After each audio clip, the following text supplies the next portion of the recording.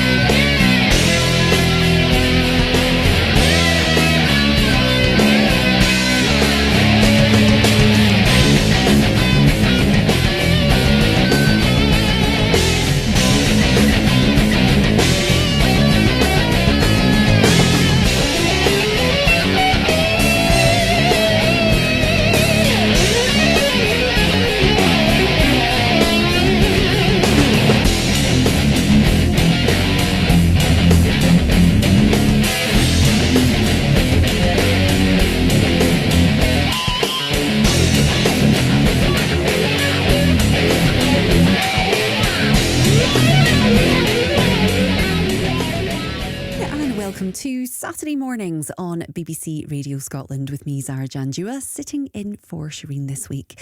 My guests today are journalist Hannah McGill, screenwriter Sergio Casci, and Murray MacDonald of the PR firm Instinctive Partners. A very good morning to you all. Morning. Lovely to have you with us. Now, this week we are talking about, of course, that historic election, and we've plenty to talk about beyond politics this morning too. In TV, we'll look at two elite worlds, piping and sprinting. But which was more exciting for our panel? Well, we'll find out a little bit later on. And as Paisley makes its own Walk of Fame, who would be on your hometowns? And a teary farewell to Andy Murray at Wimbledon. All that and more to come. Let's have a listen to some of this week's big moments.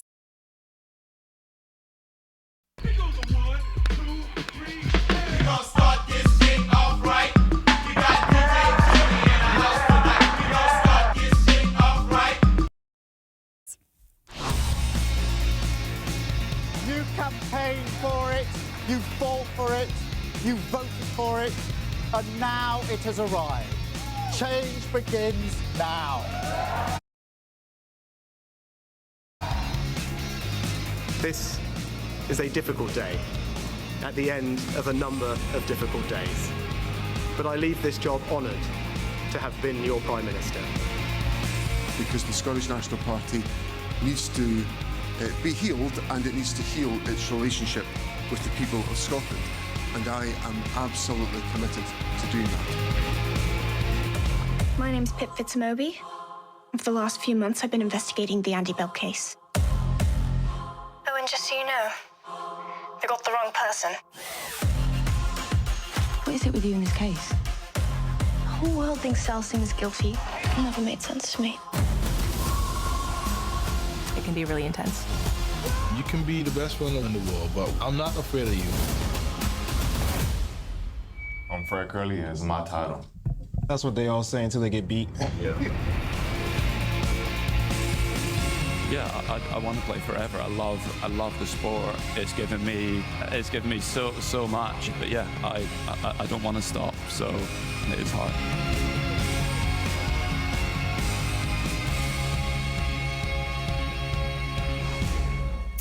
All of that and more to come here on BBC Radio Scotland with me, Zara Janjua. And you can join the conversation. Just text 80295 or you can message me on WhatsApp on 08085 929500 or online throughout the programme using the hashtag Shereen.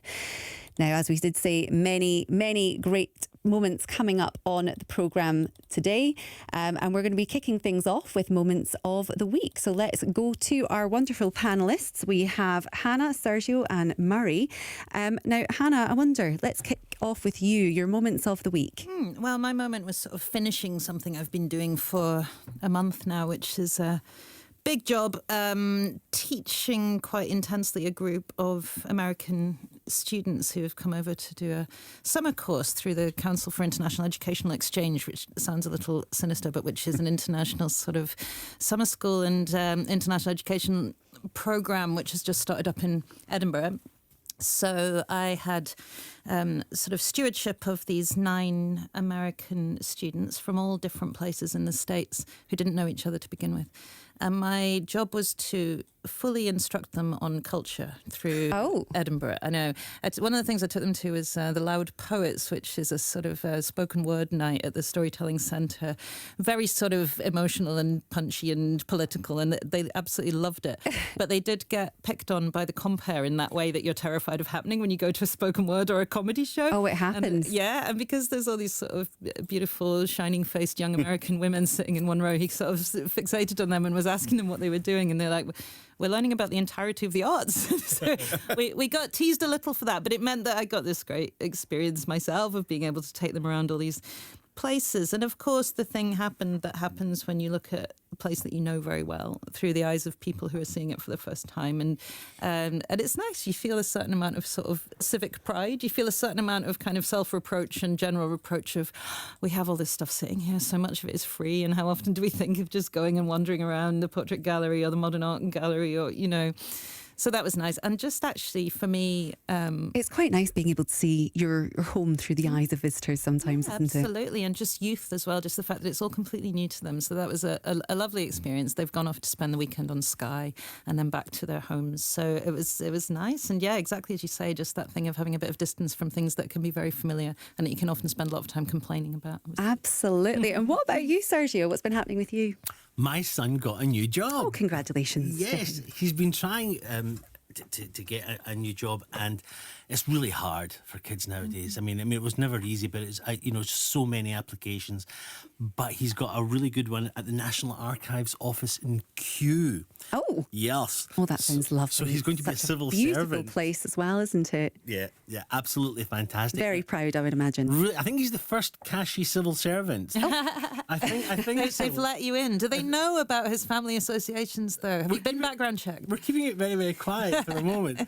I think they do a big background check as well. Actually, you have to sign the Official Secrets Act and things. Is that right? Probably, yeah. But as part of the job, he gets free entry to Kew Gardens. Oh, you want to make the most of that right at Christmas time. So he can go there and have his sandwiches at lunchtime and everything. So I'm planning to go and visit. Although I find London a little bit unnerving. It's too big and it's got too many people. He loves it.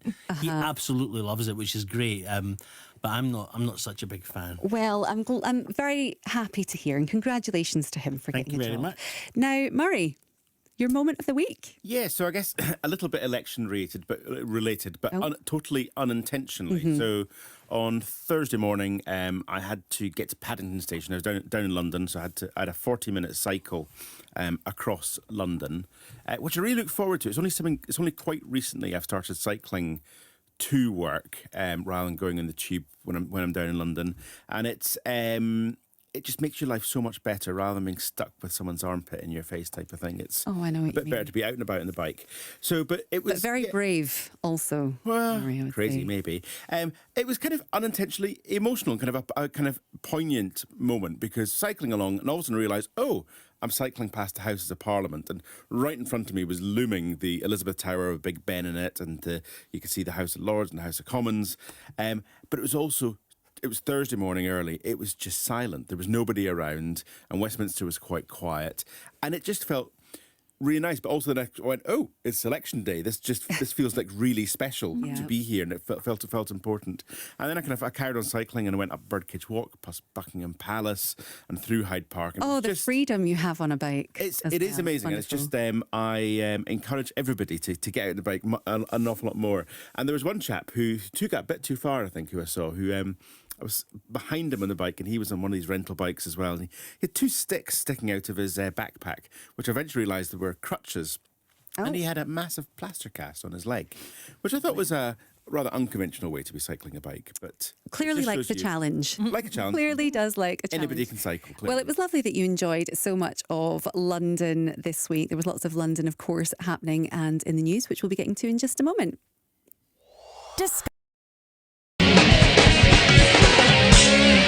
Now, it was a night of high drama, and the political landscape has totally changed. We did it!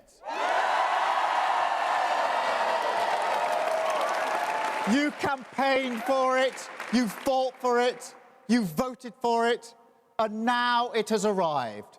Change begins now. People will be waking up to the news, relieved that a weight has been lifted, a burden finally removed from the shoulders of this great nation. And now we can look forward again, walk into the morning, the sunlight of hope, pale at first, but getting stronger through the day, shining once again on a country with the opportunity after 14 years to get its future back.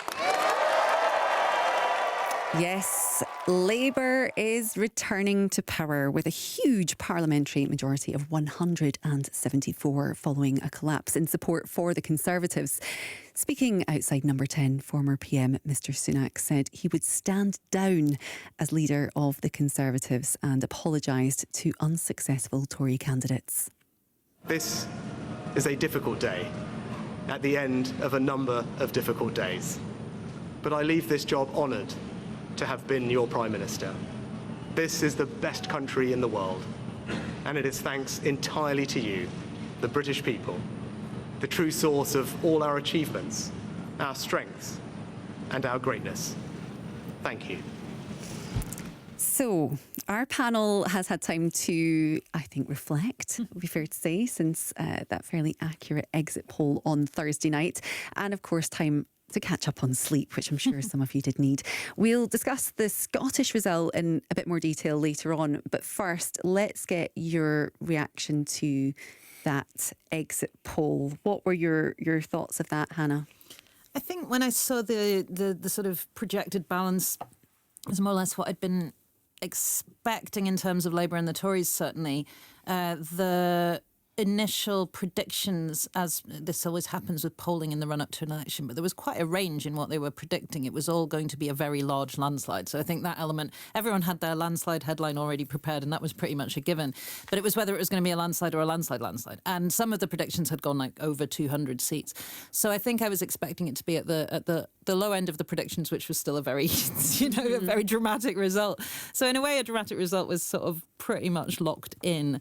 And I think that I was watching the initial stages of the coverage. Of course, as with any election coverage, I start out sort of bushy-tailed and thinking I'm going to watch the whole thing, but it takes so long for anything to happen that after the exit poll and the first couple of results that come in from the northeast, I think the initial story looked as if it was going to be about reform and about a very large reform rise, which might not have been accurately predicted in the polling, but that panned out slightly differently in that a lot of votes, several seats, not as many seats as were being slated at certain points. So, it was interesting. The churn was probably within what I expected, apart from the Scottish result, which, as you say, we will go into a little bit, which was more dramatic than I was personally expecting. Murray, the exit poll, was that prediction for you? Yeah, so I mean, as Hannah says, and I don't think any of us were surprised at the main result. Yeah. But I was still excited for it because I mean, the election poll, the exit poll in recent times has turned out to be pretty accurate. So I was assuming what was going to get announced at 10 was going to be pretty much on the money, which it was. So I was quite excitedly waiting for it. I tuned in a few minutes beforehand, and kind of the countdown came. And it's funny how it just at 10 o'clock it just goes boom and it's there. It's instantly there. I guess I was a little bit surprised. At where the Tory vote was. Not massively. I was expecting the number to be a little bit higher for the Tories. I thought they might do a bit better than some of the polls suggested. But the one that surprised me, and I know we'll talk about later on, was the SNP vote. I didn't expect them to drop to quite as low as 9, I think it is, have now got in Scotland. So, and then the Reform vote was there. So I had to be up very early the next morning for work. So I wasn't going to do my typical all-nighter, which I found really tough. So you do usually an all-nighter for the election, normally do an general all-nighter, election. sometimes in here. So it was a very different election night for me. And I thought, I'm not sure if I'm going to get to sleep. So what I decided to do was stay up to watch 2 real results because I kind of want to test the exit poll in my head and work out where it was right. And so I watched the 2, I think it was Sunderland or somewhere else in the North East that came up. And what they surprised me on was, Hannah was suggesting, was the Reform side because they had massive votes. Yeah, I think the first one was like Reform got 15,000, the Tories 2. And I thought, ooh, this is going to be an interesting night on that side of things. And it was. And I think that is...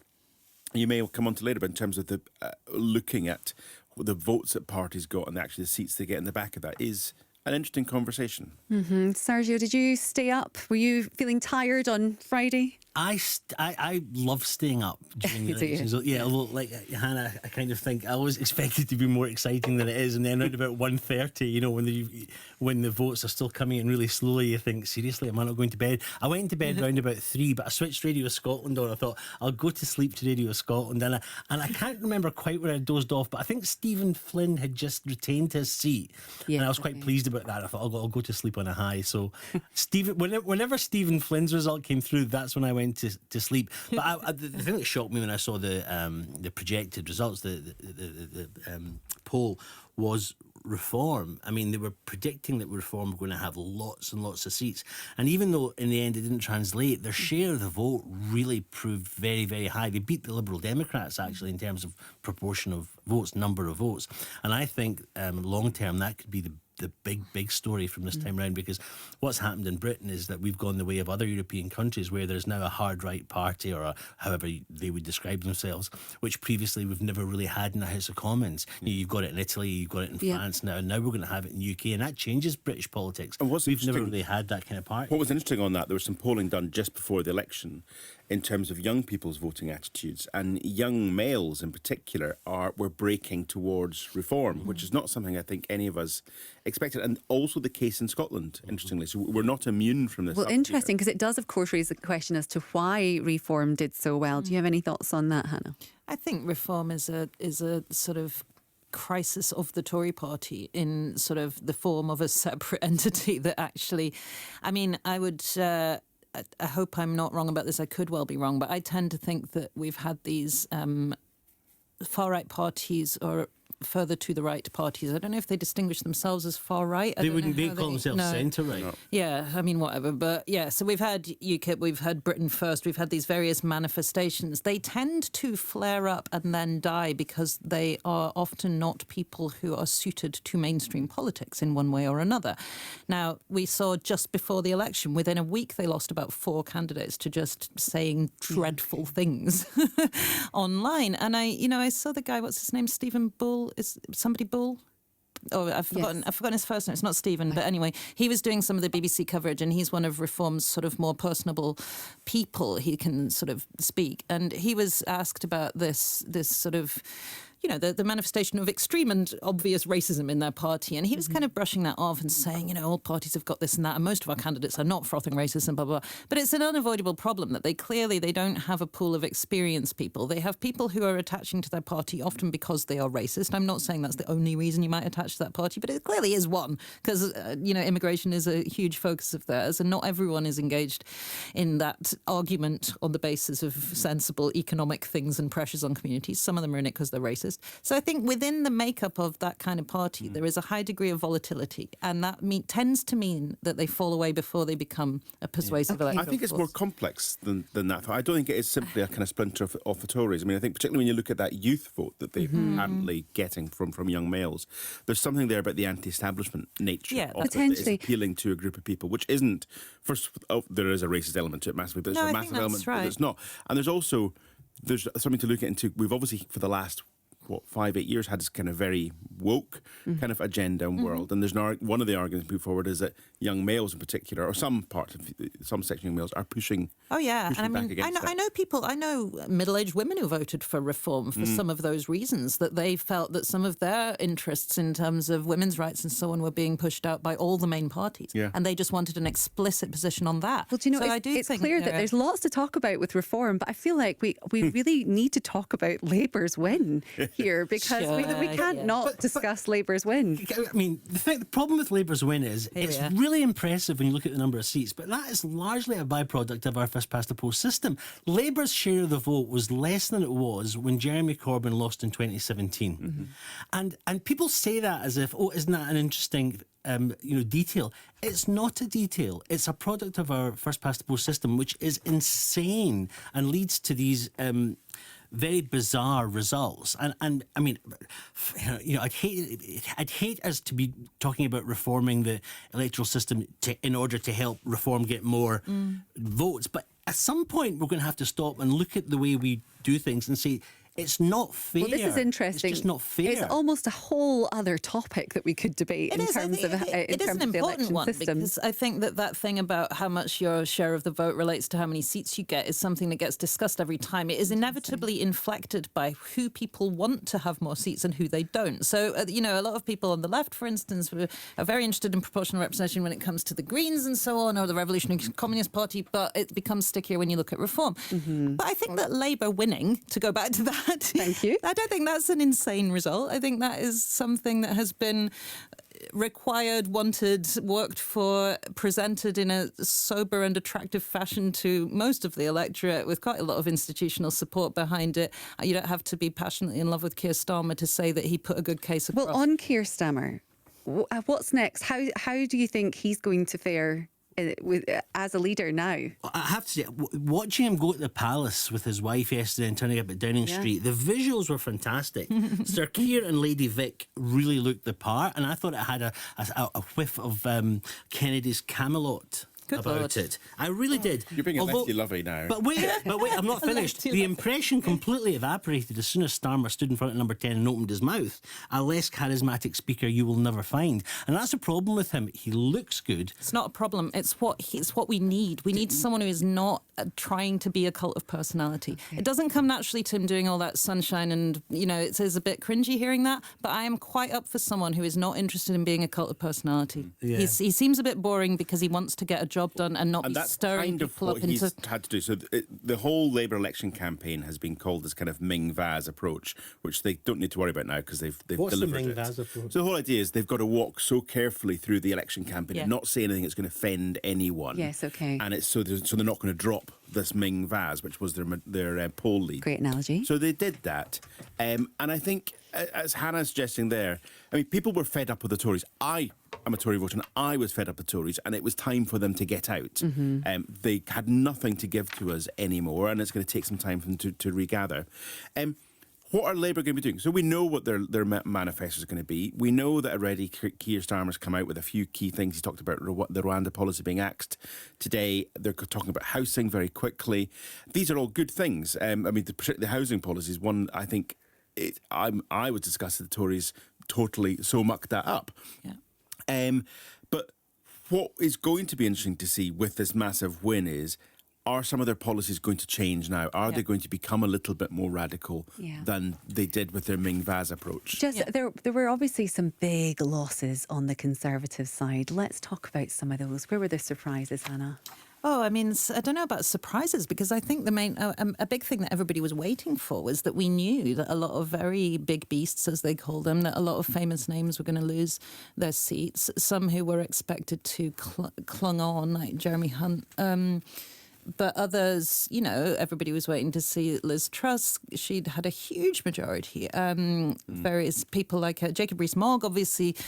I will say, feel a little sad to see the back of Jacob Rees-Mogg. I don't agree with him about anything, but I always find him an interesting presence. I enjoy his. Well, I enjoy it was never a dull moment, was it? No, but his knowledge and his loftiness and his historical perspective on everything. I think we need that. I think we need those kind of grandees to some extent. But I'm sure he'll be around being a sort of commentator. But it is interesting when the star system shifts, you know, and it makes their next phase in terms of their leadership interesting, because a lot of the people who might have been in the running for that are now not around anymore. Penny Mordaunt, who was so awful in the debate that I think that just showed people that, oh God, well, she might have looked good on the coronation day, but this is not someone who can handle actually a What do you leadership. think is next for Penny Mordaunt? Where do we go? Well, there's not much more sword carrying for her to do. She's done her stint. I think we there. might have seen her phase and complete, actually. Personally. Yeah, who knows? I mean, some of these politicians may well pop up again by the next election. I mean, and that's one of the things. Slightly going back to the start of the conversation, when Boris Johnson won his majority 5 years ago, all the commentators were saying this is a 10-year Boris Johnson government because he won an 80-seat majority. People are being a bit more cautious this time because we can all see these results, impressive as they are quite thin. That's right. I mean, all it would take is for some of those reform votes to go to switch to the Tories or not to be there if reform don't stand. And the some of those results become massively different. Not enough for Tories to get in, but enough for them to make a big leap. And then there's one person who I read, which I thought was interesting, that he said one of the possible solutions long term is that the Conservatives and Reform solve their little fallout by putting Nigel Farage in as leader of the Tory party, which apparently is not beyond the realms of possibility. I think they've probably considered that and already rejected it. He's too much of a loose cannon. All the sensible people in the Tory party know that you don't win from the right. As Labour found out, you don't win when you put a Jeremy Corbyn type figure. But don't you think they're right. quite likely now to have a little spasm of trying to be a bit more reform and have Suella or somebody? I suspect they will. I hope they don't. I think they will, and it will be short-lived, and then you know. But I think they might need to get that out of this. I mean, the next leader they have is not going to be who leads them to the next election. Let's quickly mention the Lib Dems. What were your thoughts on the election results for the Lib Dems? What's the future looking Best like result for them? for over a century.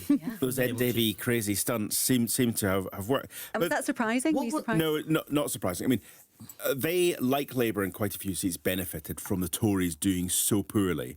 And that's why kind of... I mean, this was not Labour or the Lib Dems massively winning. It was them winning. Tories losing. But it was really the Tories lost just so catastrophically everywhere. And that's why the Lib Dems have done so well. It wasn't some massive love-in of Ed Davey and his stunts or of Lib Dem policy. I suspect most people probably couldn't even tell you what Lib Dem policy is on most things. It was to get the Tories out. And we saw a lot of tactical voting. And the Lib Dems were clearly winners in that one. Well, of course, last time Labour were in was, 1997 when they first got in and stayed until, 2010. So let's see. I mean, as we say, things have changed. The landscape has shifted, and we'll obviously be looking forward to seeing what happens next with Labour.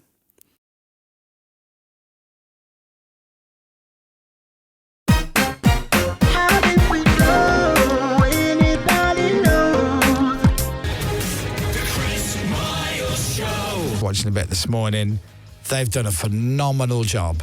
They started at 10 o'clock last night and ended at 5 o'clock this morning. And when I say ended at 5 o'clock this morning, they then get asked to go on Nick Ferrara's show to summarise what they've been doing all night long. So Andrew Marr, Sheila Fogarty, the two blokes from Newsagents, what are their names, James? John Sopel and Lewis. It's John. It's Lewis. And she was on Channel 4. Emily. What was that? Emily. Do you think she sounds like a man? No. Why would you do that voice? Why are you doing it as a man, Derek? You do the impression of what they say on the Newsagents podcast. It's John. It's Lewis. It's Emily. All right. That's our Lord. No, it's just... They made a movie about her. I don't want to... Don't get beef with Emily Mateless, James. She'll come around.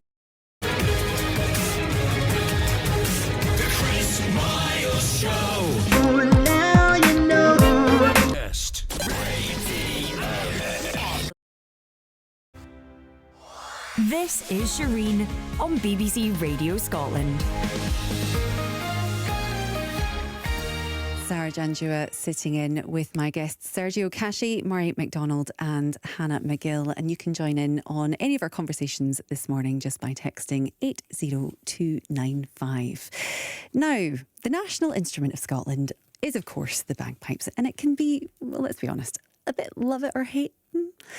But a new documentary series titled The Battle of the Bagpipes, narrated by actor Bill Patterson, hopes, of course, that you fall in love with the passion of some of the best pipers in the world and their love, of course, for the instrument, regardless of what you do think of the music. In August, bands from across the globe gathered in Scotland for 3 internationally renowned competitions. Just keep it calm. Piping Live, the North Berwick Highland Games, and the ultimate clash of the piping clans, Getting a bit real now. the World Pipe Band Championships. Come on, guys. Where civilian bands compete against each other. There's a rivalry between a lot of bands. Blow by blow. My one dying wish.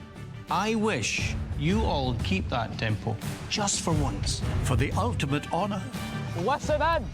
Concentrate. To be crowned. Let's go. The World Pipe Band Champions. Well, that was a clip there from Battle of the Bagpipes. But does the reality show strike the right balance of people to piping for our guests today? Hannah, what do you think? Bagpipes, a bit Marmite? Where do you sit? Well, I think if you are Scottish, if you live in Scotland, if you have Scottish heritage, then I think a lot of people have a sort of push-pull relationship with this sound, because I am automatically emotionally triggered by it.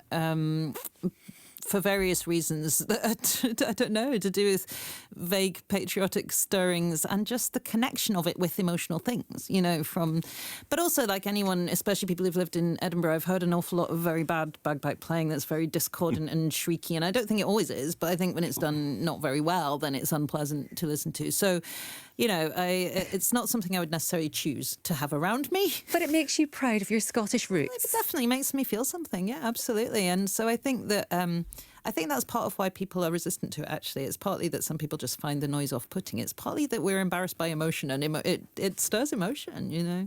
So Sergio looks like he's ready to get in here. No, I have to say, I love everything about bagpipes, everything except the sound. and I think a lot of people have seen there are certain occasions, and I don't like the sound. I find it an unpleasant noise, but there are certain occasions when nothing else will do. I mean, you know, if you're burying a monarch, you're going to have the bagpipes, the hogmanay, the lone piper, and the ramparts. You've got to have bagpipes. Weddings and that sense of ceremony. If one day I had to go into battle, I would want it to the skirl of the pipes. So it's one of those, you know, it is a love-hate relationship. I thought this was really interesting documentary. I never really thought that, you know, the world of competitive bagpiping was quite so ruthless. and I was also jealous of the characters because they're so devoted to it. It's their life's obsession. And I thought, imagine having such passion for something like that, such dedication. It must be incredibly rewarding. I don't think I've got anything in my life like that I feel so passionate about. And I was a wee bit jealous. I thought, you know... Isn't it nice to see that passion come through? I think on anything you do, isn't it? Anything, that's right. And you know, it's funny because we were talking about sprinting as well and all the various other things that we're discussing. We'll get into that later on. We'll get into later. But the fact that if you have something in your life that you're so dedicated to, I think that must be a tremendous blessing. Yeah, Murray, did it hit the right notes for you? And can you just sort of explain it to our listeners? What's the documentary series about? Yeah, so it's on Now TV, which I think is interesting in itself. It's obviously an international platform, part of Sky. So I'm presuming this is aimed at a much more American audience, or certainly international audience, who are going to love Scotland and its bagpipes and all that kind of stuff. So you can see where it's going in that sense. But actually, and I kind of went into it with that mindset going, this is going to be dreadful. I actually do quite like bagpipes, apart from when they're played badly. I'd love to be able to play them myself, but I can't. But yeah, the program, I thought the program was interesting. It took you through the history of the bagpipes, first of all, which I found fascinating. They probably weren't Scottish, first of all. They were, earliest depiction of them came from Syria and Iraq, kind of 3000 BC. And it's only fairly recently, and by fairly recently, Middle Ages, quite a long time ago, that they were kind of found in Scotland, very much as kind of instrument of war. So it took you through all of that. And then Actually, the bit I found most interesting was the military side of it, and how there's these people in the military who've been kind of shoved. I guess some of them have chosen to go to bagpipe school in the army. And I mean, some of them, they came from all over the place. They were not all Scots by any means, and not all of them were naturally talented. But some of them really learned to do it. In fact, one of the main characters in it, who I assumed was just going to be dreadful, as in a dreadful bagpipe player, he ended up winning lots of the competitions in there. But he had a really funny line at the start of it, which is he's in the tank regiment, and they asked him, "So why are you in the tank regiment?" And you could see him thinking. He went, "I like tanks."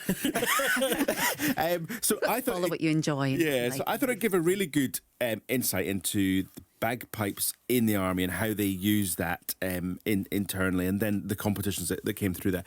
I remember last year I happened to be in Greenock, and it was the Inverclyde, I think they're called, bagpipe championships. Yes. And it's an impressive thing to see. I mean, it's band after band coming in, doing their routine, and the skirl of the pipes and the drums and everything around about. There is an emotion. It really is an emotive thing to hear. Well, I wanted to come back to you, Hannah, because you seem very passionate about the bagpipes. There's a lot of support there for them.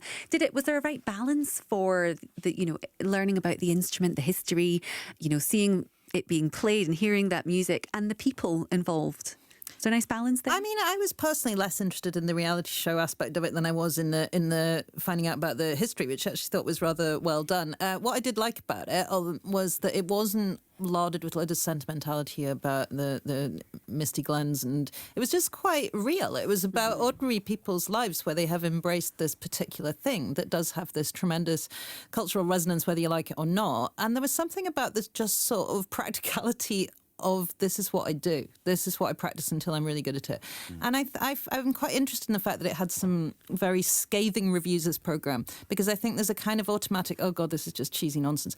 And actually, the part of us that thinks that, I think you can have a closer look at why you think that. Because I think if it was a really ancient cultural tradition from any other culture, we would applaud and want it to be protected and think it was beautiful and not laugh at it, actually feel strongly that we shouldn't laugh at it.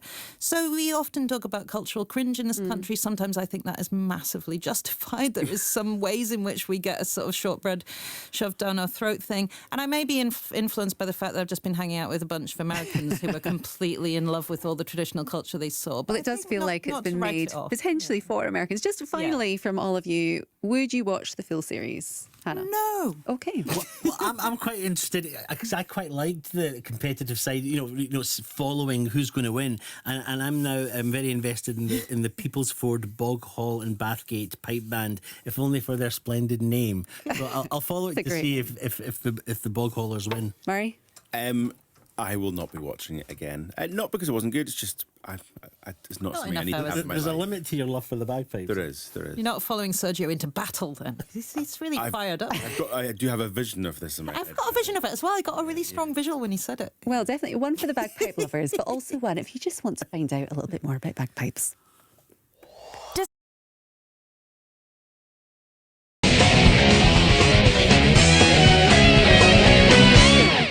Sarah Janjua sitting in for Shereen this morning with my guests Sergio Cashy, Murray McDonald and Hannah McGill.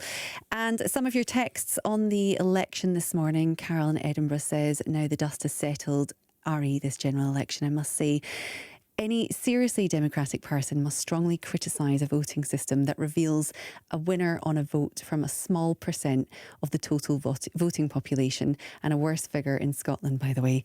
An absolute disgrace in any democracy and wrong. And that last bit came in capitals. So very shouty at the end there, Carol. Appreciate that. And Billy from Airdrie.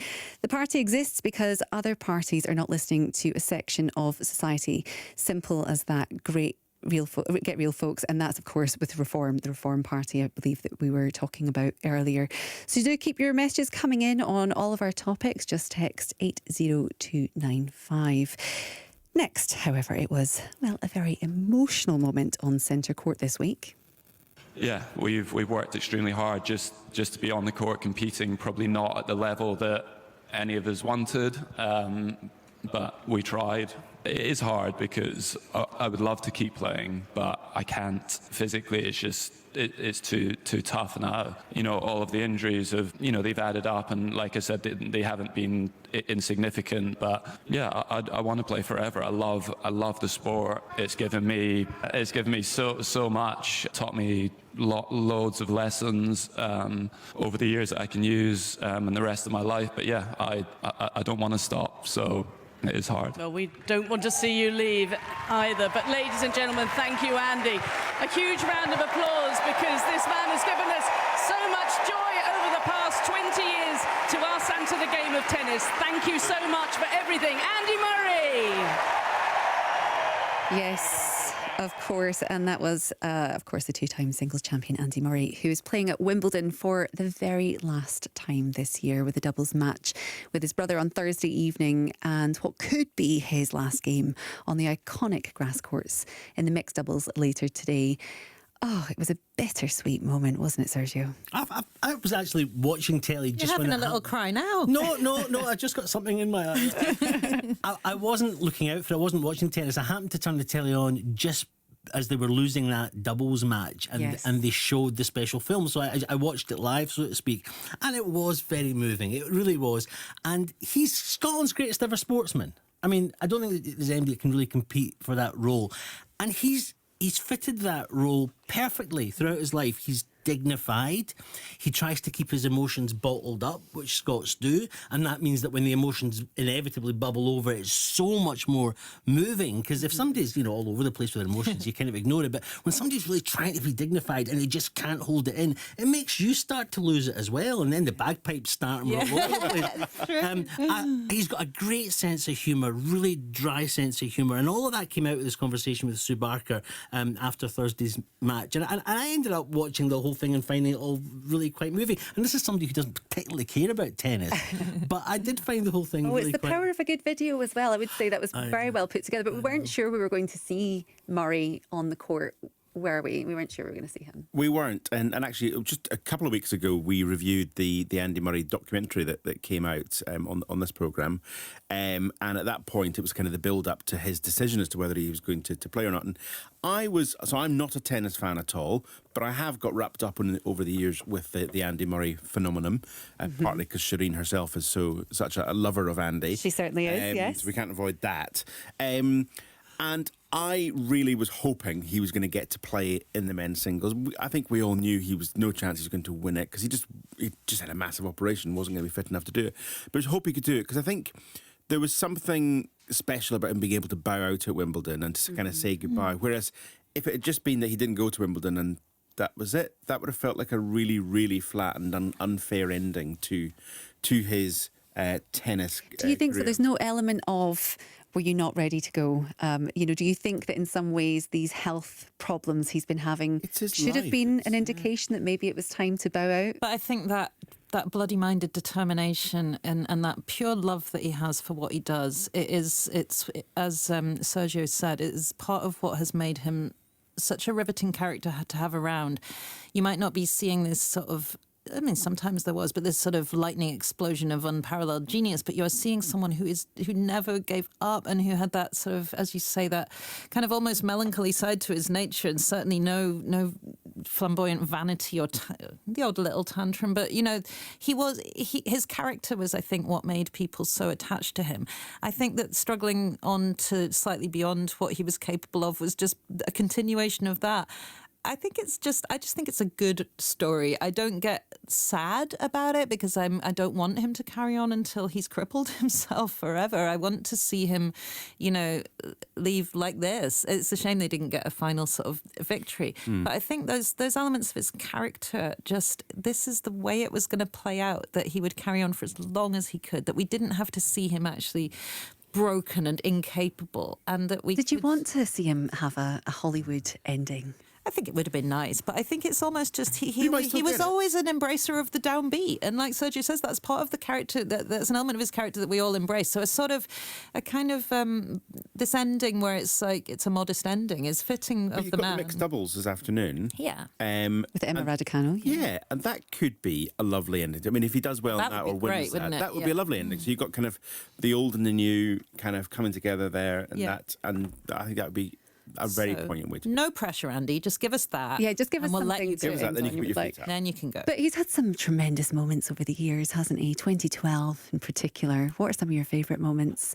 Well, my favourite. Sorry, I'd hate to be petty. My favourite moment was the time that the reporter referred to him as an English player. He said Scottish. That is my favourite moment. There's no denying it. Although I have some colleagues who describe him as British when he wins and Scottish when he loses. So that's, But we're all accustomed to that as well. I did a little bit of reading because I don't know a lot about tennis, and somebody was saying that the thing about him was he's obviously a fantastic player, but compared to some of them, he wasn't as naturally gifted as some of them. But the reason he was able to eclipse them and beat them was because he just worked much, much harder. I know that Hannah has her doubts about my theory. No, I just don't know enough about tennis to know. And I was interested in the idea that he's not perceived as someone who's one of these sort of physical geniuses. But I think I didn't used to engage with sport at all, and I do much more now. And one of the things I've realised through doing that, watching football, watching tennis, things like that, is that it's only partly about ability. A huge amount of the story that you follow is the drama of personality. And, having just seen Cristiano Ronaldo also on the verge of retirement, trying not to retire, playing for as long as he possibly can, on not being able to score a goal, having several misses. He was in floods of tears, absolutely. This is someone who's been, scored 800 and something goals. He's been at the top of his profession for 20 years, and he's still so desperate to win. Well, you don't want to fizzle out, do you? And Well, just kind of be it's nothing. just a mentality that is fascinating to watch. I think Andy Murray will no doubt be missed by many, whether you were a fan of the sport or not.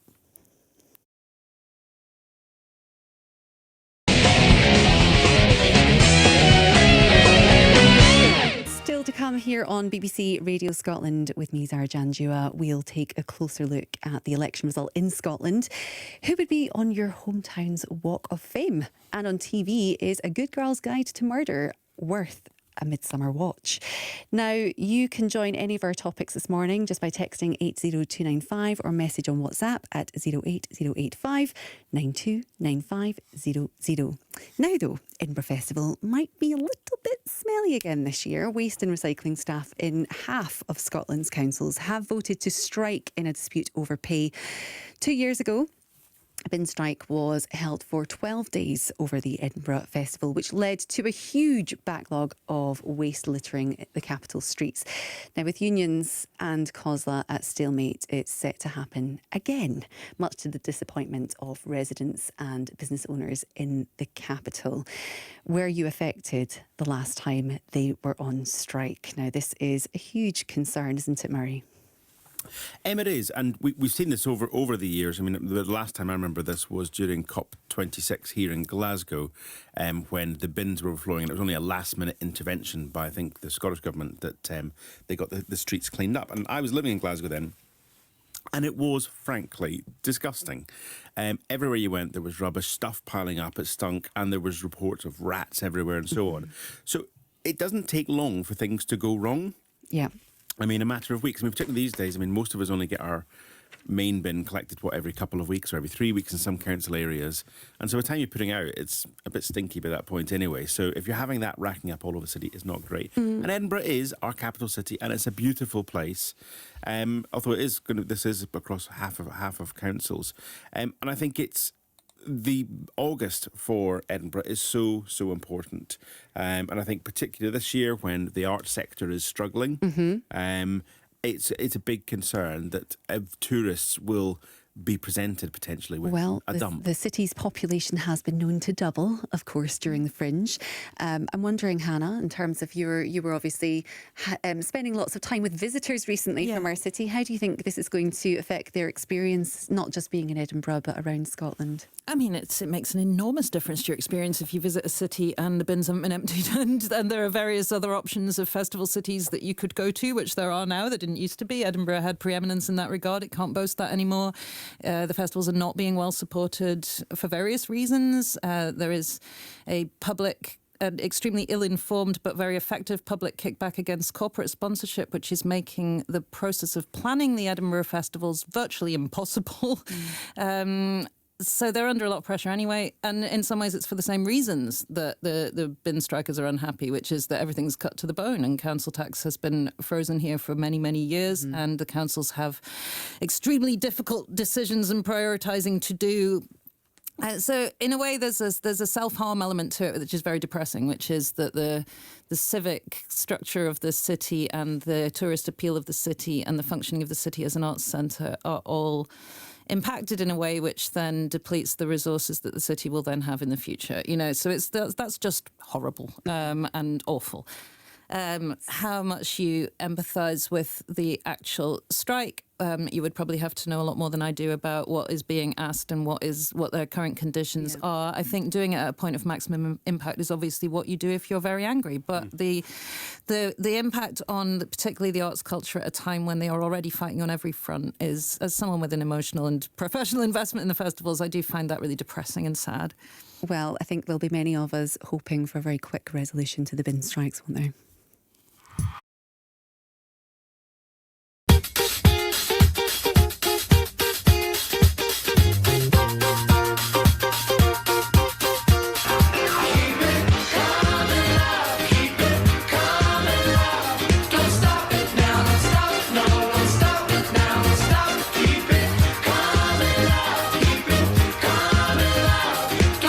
You keep on eating, we'll keep it coming. All you can eat riblets and tenders at Applebee's. Now that's eating good in the neighborhood. Sarah Janjua sitting in for Shereen with you this morning on BBC Radio Scotland, and with me are Hannah McGill, Sergio Casci and Murray MacDonald. And you can join any of our topics this morning. Text 80295 or message on WhatsApp at 08085 929500.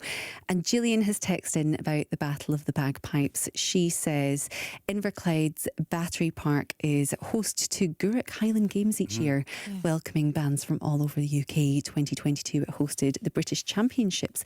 Make sure you visit in 2014 and support this fabulous... Sorry, 2024. Are we going to do that? 2024. I need my Outlander time machine for that. This fabulous area. We'll go back in time. And on Reform, Duncan says, why was he included in leaders' debates when he had no elected MPs? Without the platform, I'm sure the results would have been different. Having said that, how depressing that such a large percentage of public appear to share his values. Now, if you're, well, obviously plenty there. So as we said, if you do want to text in, it's 80295. You can message on WhatsApp. Again, that number is 08085 929500. And next, if you're looking for a good midsummer murder, could this be the show for you? The first of what could be many adaptations of the mystery novels by Holly Jackson, A Good Girl's Guide to Murder, and follows teen Pip, played by Emma Myers, who decides to reinvestigate a murder that took place in her sleepy village when she was a child. My name's Pip Fitzmoby. For the last few months, I've been investigating the Andy Bell case. Oh, and just so you know, they got the wrong person. What is it with you in this case? The whole world thinks Selsing is guilty. It never made sense to me. Interview 1. I just wondered if I could ask you some questions. His younger brother, Ravi, was the last person to see him alive. Do I know you? No, just taking a walk with muffins. Why did you think he was innocent? I knew so. It would have never hurt her. Sal didn't do it. Who did? I guess that's what we need to find out. And I can't do it on my own. So are our panel hooked on the mystery in A Good Girl's Guide to Murder, or is this one better left unsolved, Sergio? I thought it was very well made, really well acted, very well written, but just not my kind of thing. I'm not the audience for this. This is Agatha Christie for Gen Z. And if you like that kind of thing, you'll love this kind of thing. I thought it was good. One thing that struck me was I don't know what police force covered that area, but Pippa, the teenager managed to uncover more evidence in 2 days than they managed in an entire investigation. I mean, she did very well, didn't she? I mean, Proper honestly, Nancy Drew. at one point she realises that the murder victim, I don't think that's a spoiler here, she realises that the person they thought was the murderer couldn't have been the murderer. This is a spoiler, Sergio. Right. I'm not going to finish what I'm saying. Some of it I thought seemed a little bit hard to believe, given the fact that there had presumably been a major police investigation into this and they hadn't discovered any of the things that she found out. Yes. Murray, was it a stretch for your imagination? It was, and kind of precisely that point. It's like, really, is this kind of teenage girl going to uncover stuff that I presume there was a very intensive police investigation. One would have into. thought. But obviously there's intrigue, there's suggestions that things were covered up or not quite what they're seen. So yeah, I loved, I thought, not loved is too strong. I liked the first episode and kind of thought this could be really interesting. It gave me a wee hint of Only Murders in the Building, where that's kind of other people kind of who go on kind of sprees to try and find out what was really behind different murders and crime cases. So a bit of that. But I went on to watch the second episode because I thought, okay, I like that. Let's see what the second one's like. I might actually continue watching it, not just review it for this programme. I was really disappointed. It went really, really slow, and I just didn't get into it at all. But I know you loved it, Sarah. So. I honestly did, but and I'll say what I think in just a moment. But I want to hear from you, Hannah. What were your thoughts? I didn't have the credibility issues because I think that a private detective shows and novels operate on a suspension of disbelief around that stuff, which is, yes, in this world, police forces do miss massive things. And lots of murder cases do get not intensively investigated. We know this from the podcast culture that has done lots of cold casing. And, so I think I felt more forgiving of that. I think that, you have to, if you're going to watch something like this at all, you have to get over going, well, that would never happen, because none of this would ever happen. My issues with it were more aesthetic in that I think it's not just that it's sort of Agatha Christie for Gen Z, it's that the whole sort of tone and aesthetic and the vibe of the character with this kind of droopy mystery teenage girl vague, which just doesn't appeal to me. I couldn't bear the lead performance because she was so just kind of, I've got this strange little mid-Atlantic accent, and it just, for me, that was all really alienating. But I know that Myers was fantastic. She was, of course, in Wednesday. She's so frail and little and infantilized. She was a werewolf character, I think, and that's what I just kept imagining. I had done with a bit more werewolf energy in this. I found it very, and then the sense of humour of it is very sort of fashionably arch and kind of snarky and almost sort of Fleabaggy, and this is all just very fashionable tonally. It's got a cool soundtrack. It's got these sort of edgy I definitely was feeling sex education. That it's that demographic. It's a youthful demographic, and I think this is someone very smartly, and I see the books have done incredibly well reinventing that cozy crime sort of Agatha Christie, Miss Marple for a little hipster. And I'm sure when I was 15 I would have loved it. I am going to take your comment on youthful demographic as a compliment because I absolutely adored it. And I will say I managed to binge the entire series, but it very much appealed to my Nancy Drew, my younger. Had you read the book? 12-year-olds. I haven't, but I am going to. Now you can, yeah. Well, there we go. Good Girls Guide to Murder. Now, we'll be back after 11 with more on the big talking points of the week. We'll take a closer look at the election result in Scotland. Who would be on your hometown's Walk of Fame? And on TV, does Netflix new documentary Sprint, the world's fastest humans, get our panellists' pulses racing? All of that and more to come after 11 o'clock.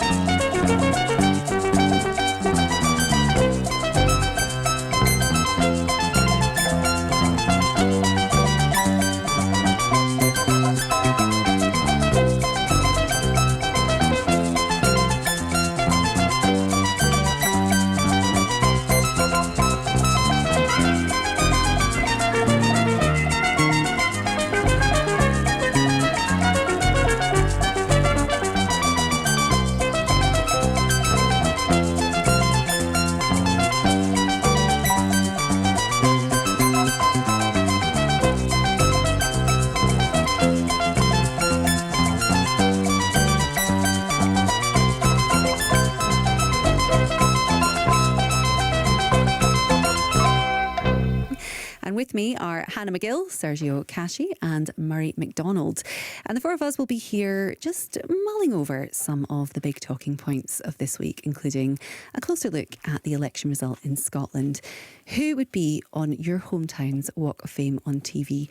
Netflix's new documentary, Sprint, the world's fastest humans. But will it reignite interest in the sport? And you can join the conversation. Just text us on 80295, message on WhatsApp on 08085 92 9500. Now, we did speak earlier about, obviously, the Labour landslide and the UK-wide election results. And now let's just take a closer look of what happened in Scotland. The SNP lost nearly 40 seats as Labour made dramatic gains across the central belt, with most of their results following vote share swings of about 20% from the SNP. Well, First Minister and leader of the SNP, John Swinney, said it was a difficult night for the party.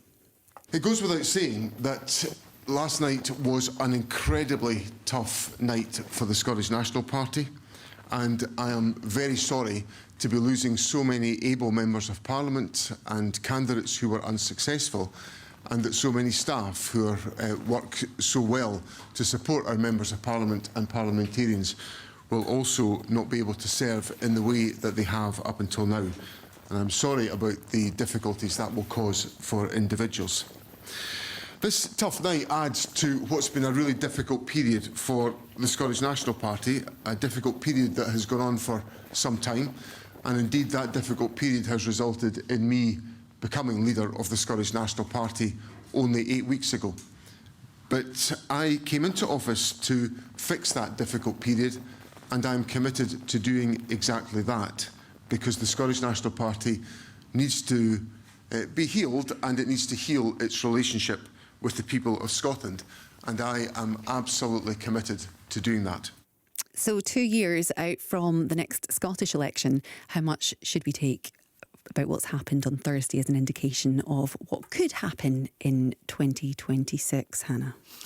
Well, I think there's an element of what Murray was saying about the Tory defeat, which is that the SNP have been so very dominant for such a long time that there's an element of a feeling that things just need to be shaken up and changed and shifted. And for all that it was a dreadful night for them, there is an element of new opportunity in clearing out a bunch of sort of dead wood. And that includes figures who have been mired in debates and certain intractable disagreements within the party for a long time. It may be that for all that he's presiding over quite a depressing, as he indicated in that bit of speech, quite a depressing phase in his party's lifespan, that there might be an element of some sort of relief in this for John Swinney, in the sense that he can get shot of a bunch of Sturgeon-related history and actually start with, if not a blank page, almost a blank page. You know, it's not easy, but it is some sort of opportunity to change the messaging, because heaven knows the messaging has been terrible from the SNP for many years. And I think even people who are supporters of independence, a lot of those people would agree with that. And a lot of the collapse of this vote is some of it is people who believed in independence, but who have seen a party get bogged down in internal strife, become very unresponsive to its own support in some cases, become very sort of cliquey and closed down. And I think that, you know, whatever your position on the SNP, either as a party in government or as a campaigning party for independence, I think everyone would have to acknowledge it's been a bad old time in a lot of ways. I mean, it was a fairly terrible night for the SNP, wasn't it? It was a terrible night for the SNP, and I agree with Hannah. I think they need to use this as an opportunity, because the past 2 or 3 years have been disgraceful. I'm a big supporter of independence myself, and people, a lot of commentators have been saying, oh yes, well, this shows that the SNP were wrong to focus on independence. And I think it shows the exact opposite. Yeah. I think the problem is the SNP didn't focus on independence. Putting independence first line in your manifesto does not mean you're focusing on independence. It's a sop to the supporters. Focusing on independence, I think, it means having a credible strategy for achieving it. And the SNP has not had a credible strategy for achieving independence for years now. There isn't well, of course, they were told... Well, we could argue whether there is or isn't. I haven't had one point. On that point, I wanted to say, you know, obviously they were told in the last 2 previous electoral majorities didn't actually equate to a mandate for an independence referendum. So does it follow then that this defeat doesn't mean that independence is off the table? Well, look, I don't think the SNP can have it both ways. So they went into this election with a strange policy which they've mangled themselves about. If they get majority, it's basically a call for independence or for a referendum. So the opposite of that must be true. If they get hammered in the polls, that says clearly a referendum is off the table, and actually independence as a result is off the table for the foreseeable future. And I think that's the case. I'm not going to say it forever, because the politics changes, and that links to the first question you asked in terms of, does this link to what's going to happen in the Holyrood elections in 2026? Possibly. 2 years is a long, long time in politics.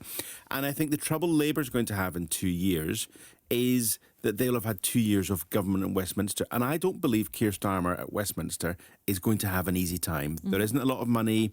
There's not going to be the bountiful kind of money supply that Blair had when he came in '97 to make rapid changes. And he's not talking about big, exciting changes. And I think he's got war in Ukraine. He's got global climate issues going on. You've got Trump coming in. He is not going to have to kind of seek problems. So 2 years' time, Labour might well be not quite a powerful position. But what I found most interesting in the Scottish election results is obviously the Lib Dems improved a little bit. The Tories held all the seats bar one, which I think many people, if you think back to '97, Tories totally wiped out. It's not that territory. And there is a lot of tactical voting going on in Scotland. That really hurt the SNP. Will that hurt the SNP in 2 years' time? My thinking is yes. I don't see how the SNP can be in power in 2 years' time. I think Labour and the SNP will probably be level pegging-ish, but you have a Tories and a Lib Dems who in a Holyrood environment will have a unionist majority. I think that's undeniable, and therefore the SNP will not be in power in 2 years' time. But also Reform got a decent vote share here in Scotland, and that cost Douglas Ross his seat. How do you feel about that as an openly Conservative voter? Self-confessed. Well, hilarious term. So as someone who votes Conservative and is a member of them, I kind of think Douglas Ross kind of deserved that. The way that whole situation was dealt with in terms of how they dealt with David Dogood, how Douglas came in and then had to resign as party leader halfway through the election. It's unbelievable you'd have to do that. So I think it was... I think it's entirely predictable he was going to lose his seat. I think if he hadn't been the candidate, the Tories might have won that seat. Interesting. Well, we actually do have a clip of him, actually, and he blamed the result on votes for Reform. We also, as far as I'm aware, have the biggest Reform vote anywhere in Scotland. And for the last 4 weeks since I become the candidate, I warned that voting Reform would see the SNP win here in Aberdeenshire North and Moray East. They got almost 15% of the vote, and people here now have an SNP MP who will agitate for independence. So the Reform vote was clearly the big factor here, with it being the highest Reform vote anywhere in Scotland. Hannah, your reaction to his comments there, did he make a sort of judgment? Well, he's going to try and make an excuse, isn't he? But I think that I agree about the tactical voting thing. I think one thing, and I think there was a campaign on the part of the Tories and some of the Tory sympathetic press to say, keep the SNP out in your constituency, do whatever it takes, and that meant vote Tory, and that kind of worked, I think. But I think the other thing about that's important, and I think this applies across the board to the Westminster and the Scottish end of things, is that people hold their vote more lightly than they used to. People are not wedded to the party that they vote for. We don't have that generational thing of my whole family voted Labour or Tory, my community votes Labour or Tory. People hold their vote more lightly, and they will mess around with it, and they will take it and give it back and give it to someone else if you don't please them. And I think that changes everything. I think that means that the potential for change in the next few years, people have been saying that's Keir Starmer now with a solid mandate for a decade. No, it isn't. You know, things are much more volatile. And so I think this big shift for the Tories doesn't say much about the Tories having made a good account of themselves in Scotland. I don't think the big shift for Labour in Scotland says much about... I didn't see much of Scottish Labour during the campaign. Yeah. I don't know how Anna Sarwar feels about Starmer's manifesto. I didn't see much of any of my candidates where I live, where the Tories held their constituency, but much more narrowly. So what does this win tell us then about Holyrood 2026? What can we take from this? Well, I think what's going to be interesting is how the SNP react is, because they're in government. Yeah. So fine, they had massive loss, but actually they're still in charge of Scottish government. So for the next 2 years, they're in control. What are they going to change in power? The reality is, as much as though there was an anti-Tory vote because the Tories in government, there was an anti-SNP one as well. And as we all know, there are loads of areas where you can easily criticise the Scottish government and the SNP, from ferries to education to health. There's all those areas that have been rehearsed over the last 4 to 6 weeks. Will the SNP react to, or will they dig in? So will they dig into, and there will be a faction that digs in and says, as Sergio did, it's got to be about independence, that's how we'll win. It's not. Or are they going to say, right, we need to shift our policies, we need to shift our budgets around, we need to put more money into schools or whatever? Are they going to do that? Are they going to admit that their time in government has been really poor and they're now going to try and fix it in the last 2 years? I would like to think that's where they land, but I don't see how they do it. Interesting. Anyone else's thoughts on 2024 or 2026? What's that going to look like? I think if the SNP managed to reunite the independence movement by reaching out to people like Joanna Cherry, who was frozen out, and watching her the other night on TV, she was superb. People who the SNP have not been benefiting from because they were rejected, they have to be brought back in to under the tent. It has to be a broad church approach, and they have to have a policy which says if we get 50% plus one of the votes, that is an instruction for independence. Oh, no one likes that mandate for independence thing, Sergio. It's a disaster. Nobody wants to be told that they voted for something that didn't vote for. No, not afterwards. Before. Yeah, either way. Before you vote, you see. You decide That's that not what in a election referendum. vote is about. I think they have to decide whether it's about independence or not. That's the key thing. It is about But the other thing, but they need to make that clear because, John Swinney said we failed to convince people on the urgency of independence. I mean, did you try? No, I didn't. Exactly. But also, there was a preoccupation in the Sturgeon era with finding a whole new youth vote, and they did that by obsessing about identity politics, obsessing about presenting themselves as a left-wing, socially progressive, sort of niche party catering to a Generation X kind of youth bumper sticker politics. They did that because that was what she wanted. She wanted to be, part of this rainbow movement for leftists. That doesn't represent a lot of their voters. And it doesn't represent the independence movement. Well, it was a big misdirect, which they now need to let go of completely. I think that will happen because I don't think John Swinney has a bone of that in his body. But I think this is the other stuff that needs to be shaken Hannah, off. you mentioned Joanna Cherry, and we've been talking about... Sergio did. Sergio, you mentioned Joanna Cherry and some of the SNP candidates who've now lost their seats. What do you think is next? We asked this before with the UK election results, and these candidates who have worked very hard for their constituencies, many of them made a career as politicians. Do you think they're going to remain as MSPs or continue on politics? I think the best of them, having lost their seat in Westminster, can now stand for Holyrood. I would love to see some of them in Holyrood for the next Holyrood election. And I think the SNP, if it's smart, could do very well at the next Holyrood election. But it has to properly admit the mistakes it made. Mm-hmm. The BBC Radio Scotland Young Traditional Musician 2024 is Callum McElroy. It's a great thing to be involved in, especially alongside the people who were finalists with me. Could you be the next winner? You're looking for someone who's versatile, you're looking for someone who can entertain. The search for BBC Radio Scotland's Young Traditional Musician 2025 is on. Singers and instrumentalists aged between 18 and 27 have until midnight on Sunday the 4th of August 2024 to apply. It's a great challenge. Do it, it'll be fun. For more information, terms, privacy notice and to enter, head to bbc.co.uk/youngtrad.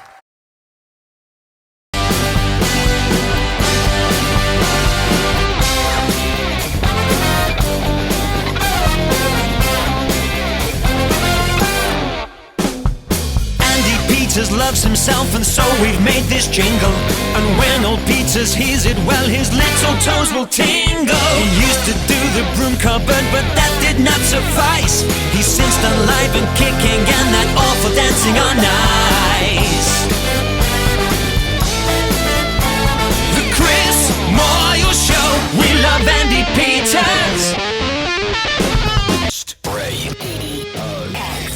Now, Now, on tomorrow's Sunday morning programme, Tony Kearney will be joined by musician Chris Difford of the band Squeeze to reflect on his life, career in music and the role of faith in his story. And Tony will be reflecting on the life of Eric Liddell, 100 years on from the Flying Scotsman winning the 400 metres at the Paris Olympics in 1924.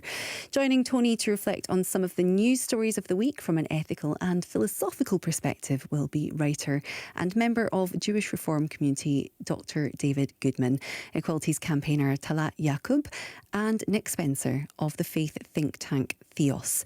Up for discussion will be, of course, the general election and the role religion and faith play in political and public life, the power of empathy, and a new documentary called Younger, celebrating track and field athletes still competing in their 60s, 70s and 80s, and whether we underestimate the abilities of older generations. That's Sunday morning with Tony Kearney tomorrow from 8 a.m.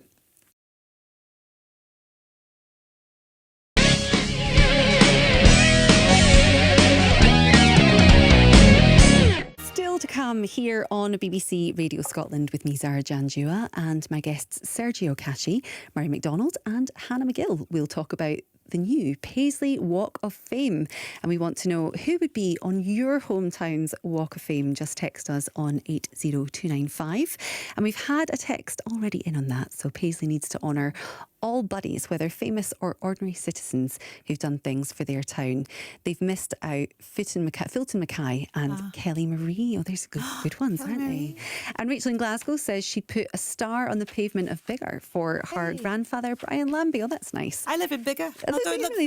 Lovely. Well, he started the Biggar Museum Trust and was such an important character of the history of the town.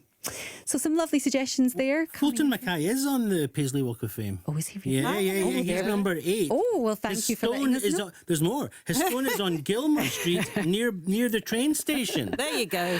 Oh, well, we definitely need to go and get your pictures and text them in to us. Let us know who else you spot in Paisley.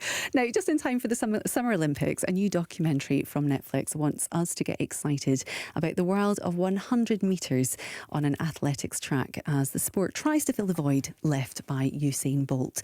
Featuring interviews and fly-on-the-wall filming of the top-level sprinters from around the globe.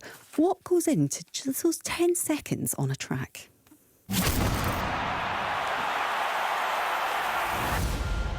Ever since Usain Bolt retired, who is going to be that next 100-metre champion?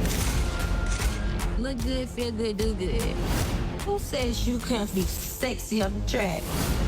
I'm an Olympic champion, a mommy. There is no crown heavier than the Olympic 100-meter gold medal. It takes a different mindset to be a track athlete. You don't have main character energy, track and field ain't for you. The athletes traveling around the world together. They train together. It can be really intense. You can be the best runner in the world, but I'm not afraid of you. I'm Fred Curly, and it's my title. That's what they all say until they get beat. Yeah. That was a clip there from Sprint, the world's fastest humans. But will our panel be racing home to watch the series? Well, of course, that's the question. Murray. So I suspect if you're an athletics fan, you will probably really enjoy this. It's still interesting, even if you're not, and I'm not an athletics fan. But it was some of the characters who, unknown to me, because I don't really follow it at all. So Noah Lyles, I know everyone's going to be shouting at the radio going, how on earth do you not know who Noah Lyles is? Because he's so famous and he's amazing. Or Marcel Jacobs, who's the Italian guy. It was fascinating seeing the competition between those two in this, which I'd not seen before. Marcel Jacobs, who was a very Italian chap, including with his handbag. You might have liked that, Sergio. It's a man bag. It was very much a handbag. And he obviously won the Olympics, won the 100-metre race, and everybody, well, it was the Olympics, and everybody was kind of surprised that he won it. He kind of came out from nowhere, and ever since then, everyone was trying to beat him and saying this is only a one-time hit wonder. And as it turned out, it was just a one-hit wonder. He suffered some injuries, didn't he? Maybe. There's lots to but no consider Lyle there. is the guy who was out to get him, and he is this total showman, and you can see the whole personality cult he tries to build round about him in this. And so it's interesting seeing all that. I mean, the reality is it's a 100-metre race. Yes, of course these athletes have got to put a huge amount of effort into it. And also the technique that you get to see in terms of it's all about how they start and the hours and weeks and days, months that goes into training them to leap off that first mark is massive. But Sergio, I'm interested. Not that interesting. Oh, so that's your final thought. It's not that interesting. Because you did say that it was, if you're interested in track and field, or if you're interested in track and field, I don't think you have. No, you don't have to. You absolutely don't have to be. You are an athlete, though. I am an athlete, not professional, really. I think the thing about it is like anything else. It's like bagpipes. Anything where people are absolutely obsessed, then you can share that obsession. And I found it interesting from that point of view, but I wanted more about the detail. What is it that makes you run 0.001 second faster than the other person? And I didn't quite go into the science behind it and the biology behind it as much as I would have wanted, because I want to know, it's not just who wants it more, or it's not just who does the most practice. There's something more to it than that. There's the techniques, there's the trainings, and I would have loved to have had a little bit more of the geeky scientific side. Hannah, final thoughts from you? Yeah, I would agree with that. I think it's been made in a very Netflix style. It's sort of coming off things like The Last Dance about Michael Jordan, but it doesn't really have enough content because the sport, as you say, it's kind of over and done with so quickly. I know it's an obvious thing to say, but it doesn't have a lot of nuance as a sport. So you're really just investing in these personalities, and that for me was a bit one note because it was all just, I'm the best, I'm the best, I'm the best. Ooh, maybe you're not the best.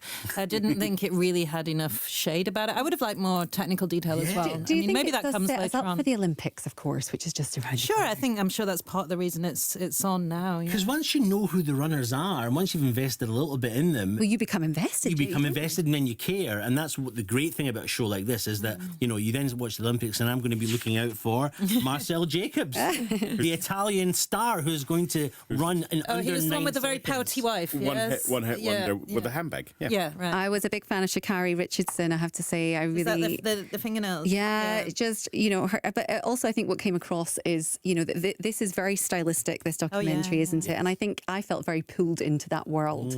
I did start out thinking I'm probably not going to watch any of this or much of this beyond one episode to simply get a flavour of it. And I think there's a reality format in there that really does suck you in. So I definitely think it's worth a watch.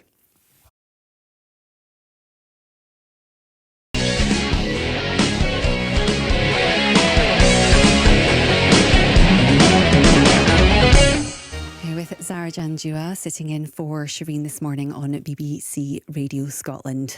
Now, watch out Hollywood. Oh, what? 1, 2, 3, 4.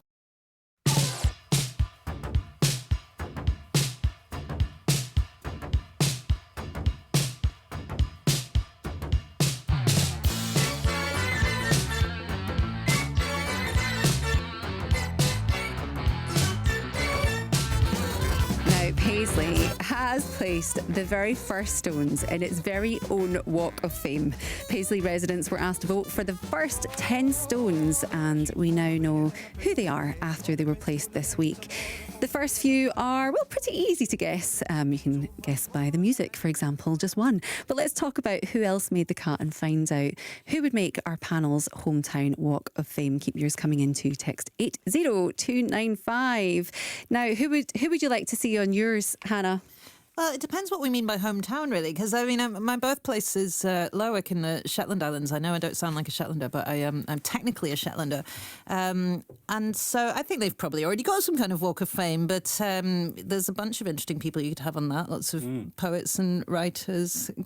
Sort of contemporary interesting writers like Malachy Tulloch and Christine DeLuca, and then there's a bunch of doctors and shipbuilders and people from history that I don't know enough about, and lots of people will probably text in to shout at me about all the important Shetland people. There's also the former Chancellor of the Exchequer, Norman Lamont, or Lamont, as he would be called if he had stayed there.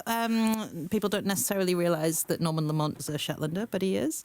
Well, do you know what's lovely is we've been asking people this morning to obviously text in on this, and people have been texting in. A lot of the time it's people they actually know, which is lovely. Nice. So we've had a message in from Charlie in Dunoon saying, I'm going to put forward my dad, Bobby Cunning. He was a professional footballer in the 50s, playing for Sunderland, Hamilton and Rangers. So he's always obviously done very well. Your thoughts? Well, I'm going to go for Scots Italians from my little village in Italy. You are. We've got Paolo Nutini, who's not just a Paisley buddy. His family's from Barga, so we'll have him in the Barga. We've got Nicola Benedetti, the violinist, actress Daniela Nardini, Archbishop, former, but sadly passed now, Archbishop of Glasgow, Mario Conti, and footballer Johnny Moscardini, born in Falkirk, went back to Italy during the First World War, ended up playing centre forward for the Italian national team, scored 7 goals in 9 matches. If we'd had him for the European Championships, we'd have won. Well, do you know, it was lovely seeing some news footage actually of conversations and interviews with Paolo Nutini's parents. Of course, this has, I think, been placed right outside their chip shop. Yeah, the chip shop. I just think the whole thing's so Nice great as well. advertising, It's isn't it? lovely. Yeah, yeah. It's brilliant. I think there's a bit of a disgrace though here. We're failing to mention a name that's not on the Paisley Walk. We've not mentioned any of the Paisley. We've not Walk of mentioned Fame. Shereen Nanjiani. Where is she? Beloved Shereen. The Why Walk is of she not Shereen. on? Walk of She should be on. that. She can be number 11, but we mentioned who's actually on it. John Go on, Byrne, John Byrne. Jerry Rafferty, Tom Conti, Paolo Nutini, Phyllis Logan, David Tennant, Gerard Butler, Fulton Mackay, boxing legend Norrie Sweeney, and Paisley's Mill Girls, all of Isn't which. that great? And number 11 should be Shereen. Should we start a campaign? We should today? definitely have a campaign. Should I think it's officially underway. We'll get a crowdfunder going. We need the Street of Shereen. But I think it shows you, everyone's really engaged talking about this. People are texting in. I think people love this kind of thing. And I think we should have more of this kind of There's thing. something about celebrating success, isn't Where there? you're We're from. very good Yeah, at there is. I mean, because a lot of us are kind of either proud of where we're from or you've got very happy memories of growing up. So I'm from Inverness originally, was born and grew up there. I only found out this morning, Yvette Cooper, who's now our new Home Secretary. Is she Home Secretary? Yes. Yeah, I think so. That's just so happened. I she's just saw from that. Thank you Inverness, for which clarifying. blew my mind. I didn't know that. But Karen Gillan was the most famous one I've come across in Inverness, who obviously was that's Doctor Who. stratospheric, yeah. It is Wow. kind of an actual, well, not an actual Time Lord companion. And then the one that I have a mild link to is Lorne Balfe, who's now world famous composer. He's done the music scores for most of the recent big movies. Mission Impossible, all those kinds of things. Indeed, So when you my see that claim- name, Lorne Balfe, at the beginning of a movie, that's an and my claim to fame is Lorne and I went to the Margaret Firth School of Dancing, and we both learnt how to do Highland dancing. Well, how lovely. Very badly. Well, mine would be Darius Dinesh was my hometown of Darius. Bearsden, so I would like to see him. But just many thanks, of course, to our wonderful panel today: Sergio Casci, Maria McDonald, and Hannah McGill. Now, Shereen Nanjiani, loved by all, will be back here on BBC Radio Scotland at 10 next Saturday, when her guests will be Paul McNamee, Gemma Fay, and Afia Hagan. Tam and Stuart, of course, are on the way at 12 with Off the Ball, followed by Sports Sound with Liam McLeod, keeping you across everything that's happening at Wimbledon. It has been so lovely to stand in for Shereen these last couple of weeks. But now, though, it's comedy with